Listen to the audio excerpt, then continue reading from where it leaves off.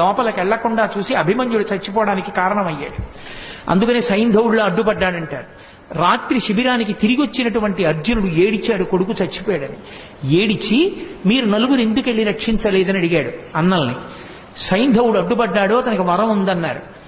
తొందరపడి ప్రతిజ్ఞ చేసేశాడు, రేపు సూర్యాస్తమయానికి నేను సైంధవుడి తల తరగకపోతే నేనే చచ్చిపోతానన్నాడు.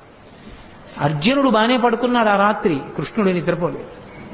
మహాభారతం చదివితే ఎంత భక్తపరాధీనుడు రానిపిస్తుంది. ఆఖరికి అటు ఇటు దొర్లుతుంటే సారథి దారుకుడు వచ్చి పిలిచాడు, ఎందుకు అలా ఉన్నారని అడిగాడు. ఎలా నిద్రపడుతుంది, తొందరపడి ప్రతిజ్ఞ చేశాడు.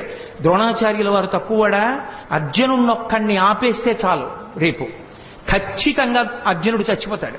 ఆత్మహత్య చేసుకుని ప్రాణం వదిలిపెట్టేస్తే గెలుపు కౌరవులది. రేపు సైంధవుడు అర్జునుడికి చిక్కకుండా చూడడం ఎలాగో ద్రోణుడికి తెలుసు.